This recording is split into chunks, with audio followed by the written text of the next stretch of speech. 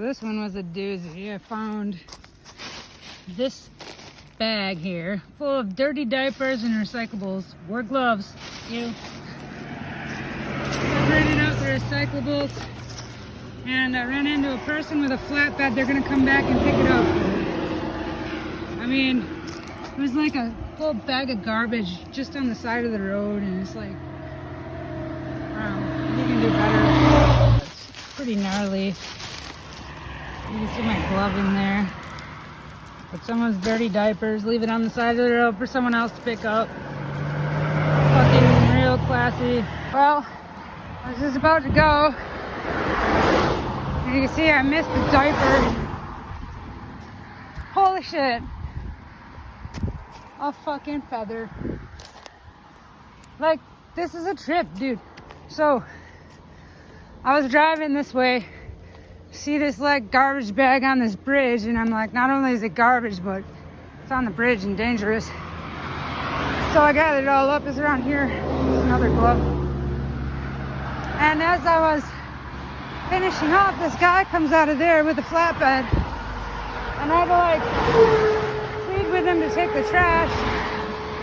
And at first he wouldn't, and I'm like, well, dude, I live in my car. I will take this if I have to, but it's full of dirty diapers and it's not really safe for me to put this in my car. And then he pulls out of his truck this big black trash bag, and I was like, oh shit. So that was cool. My car's kind of messy. I need more gloves.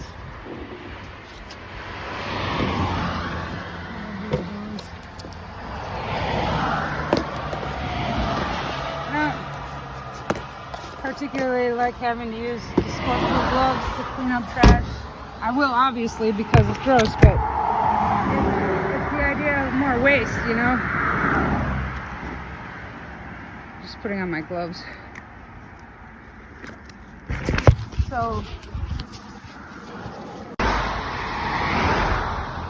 wait for the traffic to go.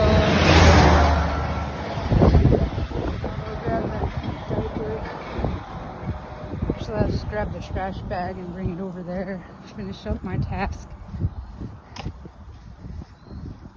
But yeah, I mean, when you got these estates, I'm like, don't you guys give a shit about your property value, you fuckers?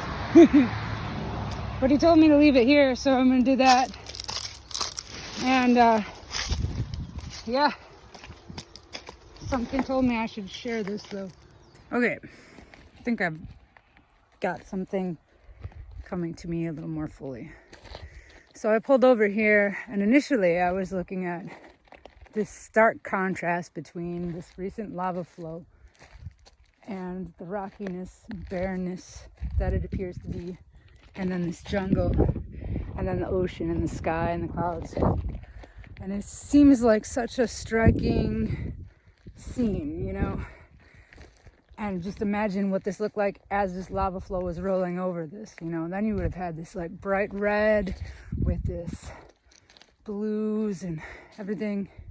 And so I was like, there's something here. I feel called to speak to this. Check it out. Yellow dumpster. If you remember what I said lately when I've been thinking about things of a spiritual nature, I've been seeing yellow vehicles or yellow things. Anyway, so I stopped here and I'm looking at this, and I start finding some trash here, and I see these things. And the first thing I'll share is I found this. Universe calling me out because I'm still smoking, and I'm still smoking American spirits. I try to get the organic kind. But I was thinking about, this is where I'm getting at. What goes into the products that we use? How can we take the problem and turn it into a solution? What are the elements that are used in these products? And so look, I look at something like American Spirit cigarettes, and you can get an organic kind that there's no pesticides or anything being sprayed on it as it's grown, and then the box and the filters are all recyclable. So that's an improvement on normal cigarettes. You can take that a step further, roll your own, and that's even less waste that's being created. Now, what I'm getting at, I've been reading this book by Napoleon Hill called Think and Grow Rich. And, he praises capitalism, and I'm always on the fence about it because I feel like capitalism has caused all this waste. But, there is something to be said for having the freedom of choice, and that freedom of choice that goes beyond any kind of capitalism, law of economics thing. And, what you put out, you get back. What you sow, you reap. Like attracts like, all that. So, if we're going to have a capitalist society and we want it to be long term, we have to think about what we're selling and what we're buying. That all those elements that go into it. If we're in a pandemic and we're unable to use reusable containers, then we got to think about what our lunch containers are made out of and if they can be composted or recycled. We got to think about these masks and stuff that we have to wear and what's going to happen with that. And we have to think of, other options if recycling becomes an issue when it's using up a ton of water and the environmental impact of that. A lot of people love capitalism, and in many ways it's great, but in many ways it's incredibly damaging because once it gets to the point where you're just trying to get as much as you can at the detriment to everything else, it's a problem. If we want to have that kind of system, then we have to do so ethically. And the other aspect,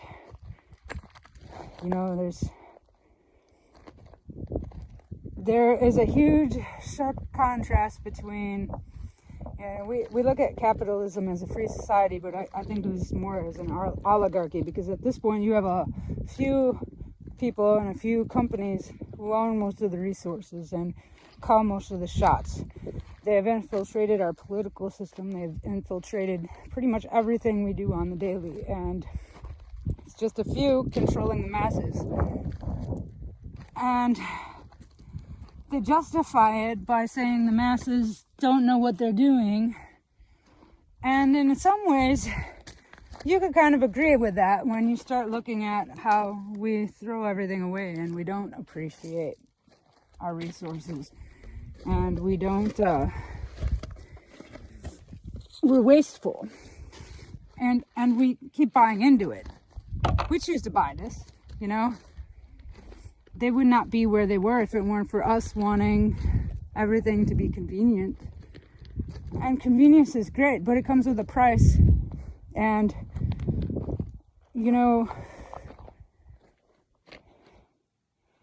if we want convenience, we have to do it in a smart way. Our takeout containers need to be compostable. Our recycling has to be more efficient, so it's not wasting so much water and energy just to do that. We need to think of how to repurpose stuff. We have to be creative. And this little journey I've been on over the last couple of weeks has really shown me that. And the other thing we need to do is we need to be empowered, because we are a part of all of this. And it speaks to us through synchronicity. And I think the more we can recognize that connection and talk to the universe and listen to the universe, the more we'll all be able to really tune into that and really tune into our potential and what we're truly capable of as children of the divine. We are a part of this infinite intelligence, as Napoleon Hill calls it. And it is infinite, and tapping into that is a source of all creativity and everything else. And if we can all become aware of that within ourselves, we can really, really change this world in magical ways that, the kind of shit that you read about in fantasy books becomes real. And if you think I'm kidding, I'm not. Because I've experienced that, and I know many people who have as well. Oh, I picked this up. It's a sweet relish. Relish the thought. It's beautiful. Yellow vehicle. Synchronicity.